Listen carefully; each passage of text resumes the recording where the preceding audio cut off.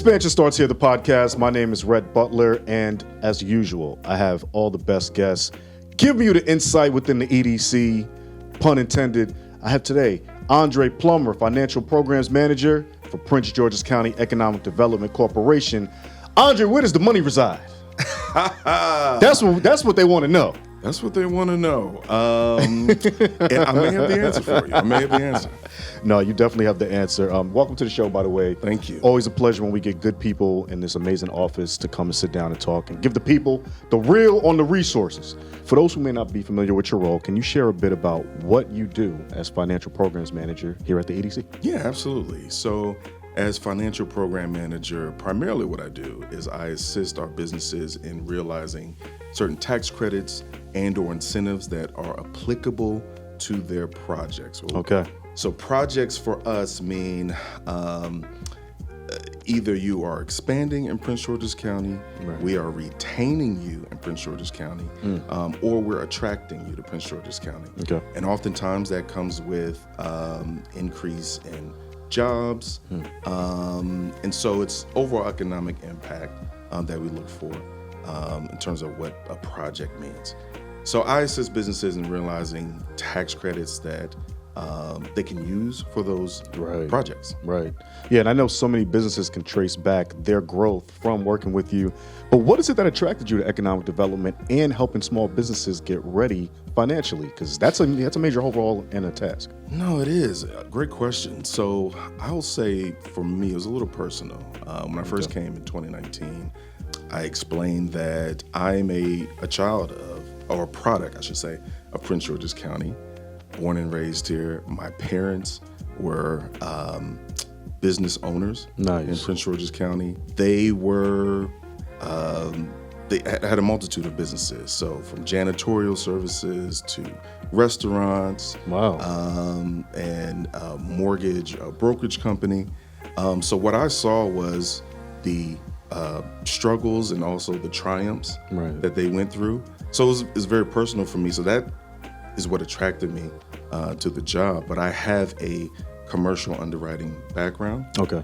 You used to actually work in a bank or with a bank? Used to work at a bank. Okay. Used to work for some alternative funding businesses as well. But I saw through my parents and living in Prince George's County the real impact that I could have with my expertise and my experiences. Yeah, it's interesting. So a good person I know in the county, the moment I said I worked here, was like, you know Andre Plummer? I said, I do. He helped me get my house.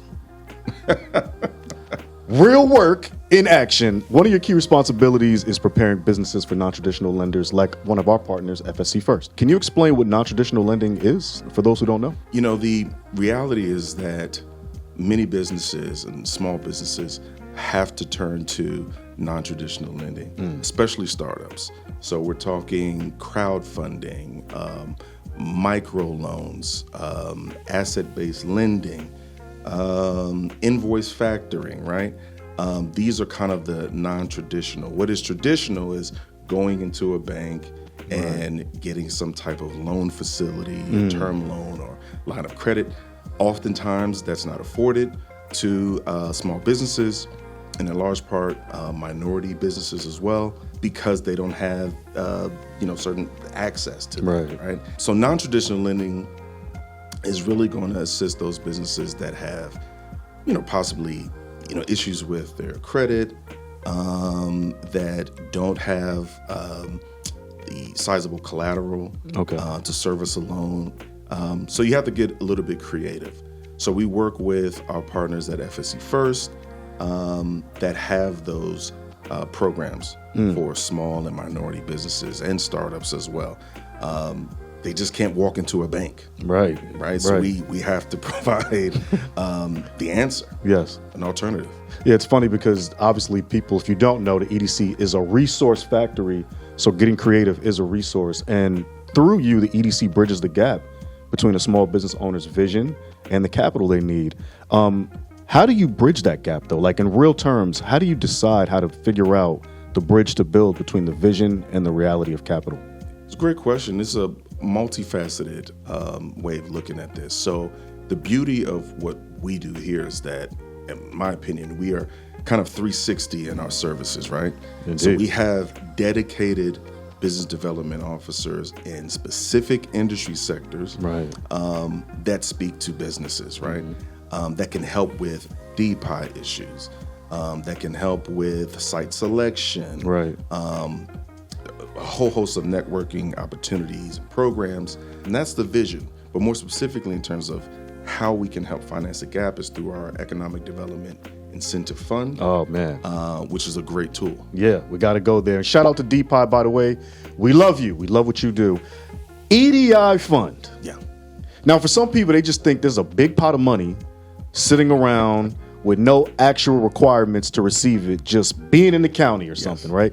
But the Economic Development Incentive Fund, for those that don't know what EDI stands for, what is it and how can businesses tap into it? What's the real on getting to the EDI fund? You know, I kind of put it like this, and when I'm talking with businesses, because again, to your point, it's a nice shining dangling carrot, right? Oh yeah, it looks great. But contextually, what it is, it's actually a leveraging tool. So this program, Message? Yeah, this program was actually a piece of legislation that was enacted back in 2011. Okay. All right, so we're talking years of being in existence. Wow. So this was a initial $50 million appropriation from the county budget, right? That we utilize for gap financing for those projects that I had mentioned earlier: expansion, retention, and attraction. Right. And when you say gap funding, is that in essence like last mile kind of funding? In a way. Okay. So typically what will happen is, a project will have their capital structure in place, or most of it in place. What I mean by that is they'll have their, what we call senior debt. Okay. So they'll have a bank that's involved in their project. They'll have maybe investors that are involved in their project. They'll have their equity, whether it be personal and or business that's involved. And then we come in if there is a realized gap for the project. Are there particular industries or types of projects that the EDI fund prioritizes? Yeah, no, absolutely. So, this is not a catch-all, but it is used strategically to capture those projects that have businesses and priority industry sectors, which include healthcare, IT, business services, government services, and research and development, as well as manufacturing. The reason behind that is... I hope y'all wrote that down. Yes, it's something you need to write down. The reason that is because those industry sectors have been identified in such a way that they have the most economic impactfulness for the county, right? Not every county and every jurisdiction is going to look the same in terms of what they prioritize. Well, here in Prince George's County, we understand that those industry sectors are significant to our economic growth. They provide jobs. Oftentimes they come with larger investments, right? Think of healthcare sector, right? Healthcares and hospitals. I mean, you can numerous amounts of jobs and investment that come with that. In manufacturing, so on and so forth. Right. The real beauty of this is if we're able to, those projects that we're able to kind of center around transit-oriented development. So this is like maybe a half a mile away from our metro stations. Yes. Those projects that are inside of the Beltway and that are in the priority industry sectors, I mean, that's the trifecta because of the economic impact from that. Right. We want to compete with the other jurisdictions that are surrounding us, the Montgomery counties, the Northern Virginias, and we're competing for density. What does that mean? That means that those who live in Prince George's County should be able to work, play, do all these things, right? We shouldn't have to travel to work and for entertainment and for our living, lodging. So density is the key. And so the investment in and around the Beltway that's next to transit-oriented development, that are in priority industry sectors, that have significant number of jobs. Those are the projects that are most impacted by the Economic Development Incentive Fund. Yeah, very well said. I love it. Stay your butt in the county. If it wasn't any clearer, we got you. If we're creating an ecosystem, you got to go nowhere. Can you share an example of a Prince George's County-based business that successfully leveraged the EDI fund and what the impact looked like once they received it? And I know a bunch of stories you told me, but just for those, maybe one that stands out to you. I'll say this. Since 2011, that initial $50 million has leveraged, let me clear my throat, over $1.4 billion for Prince George's County. Billion. Right? So I start by answering your question that way. Okay. Because look at how we leveraged That's huge. it, right? So to date, we have done roughly 70 deals, right? So you're looking on an average from 3 to 5 a year. But to your question, I would say there's a whole host of examples I can give you. One that kind of most recently piques my mind is Blink charging, right? Yes. So this wasn't a Prince George's County-based business, but this was an expansion and attraction. Okay. Right. So those kind of buckets. Blink came from the state of Florida. I was about to say, yeah. Right. Florida. So they came with number one, those C-suites, those employees moved into Bowie. They're in the priority industry sector, manufacturing. Right. And this is car charging, electric car charging. Electrical vehicle charging and manufacturing. Yes. In Bowie, and producing a significant number of jobs. Nice. Also leveraging state and federal dollars. Right. I think that one to me, in kind of most recent memory, was really impactful. It was a big day. It was a big day for the county. It was a big day for the organization, Blink. And but, again, it's those kind of investments in the Prince George's County that are really impactful. Those are the ones that, stand out for us. But, those are the big players. But there are, smaller businesses, medium-sized businesses, that we assist as well in our portfolio. Yeah, we cannot get away from this conversation without talking about the Step Forward initiative. Now, I told you when I first came here, I think I was like part of the graduation component, so I didn't really get a chance to really understand it fully. But now that you're back in a current cohort, I think you said you have, your next couple of events or classes coming up really soon. You're facilitating this new cohort. Tell us about the program, one, and then also what makes the cohort exciting, specifically this 2025 rendition. No, absolutely. So the Step Forward Initiative program actually was, it came out of COVID, really, right? The lessons we took from COVID were many. One of those being that, when we were doing our grant programs, and, I was heading a lot of those grant programs, our businesses were not ready technically to receive them. Got it. It's unfortunate, but it was a realization that, we had to face. So kind of coming out of that, we said, all right, it's one thing about having the program, standing up a program, a grant program or a loan program, but is the business ready to receive it? Are they prepared to have those substantive conversations? Are they set up correctly, right? Legally, taxes, with SDAT, business licensing, things like that. Things that we would think are simple in nature, they weren't ready for, right? So it came out of making sure that those businesses were prepared, but then we took it a step further because of COVID, there were more kind of disadvantages from businesses that were women and minority owned, right? Yes. So we really wanted to focus on women minority owned businesses and getting them ready for loan readiness. What does that mean? Having them prepared in terms of obviously business plan, their marketing strategies, understanding what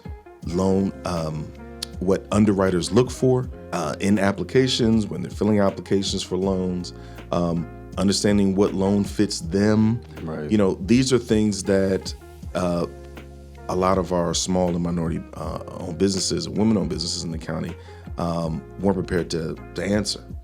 So we're assisting them in that regard. So that was back in 2022. This time around is we took a step further in that we wanted to focus on businesses that were in priority industry sectors, women-owned businesses in priority industry sectors. So what this cohort does really is we have 6 sessions that meet bi-weekly, kind of every Thursday.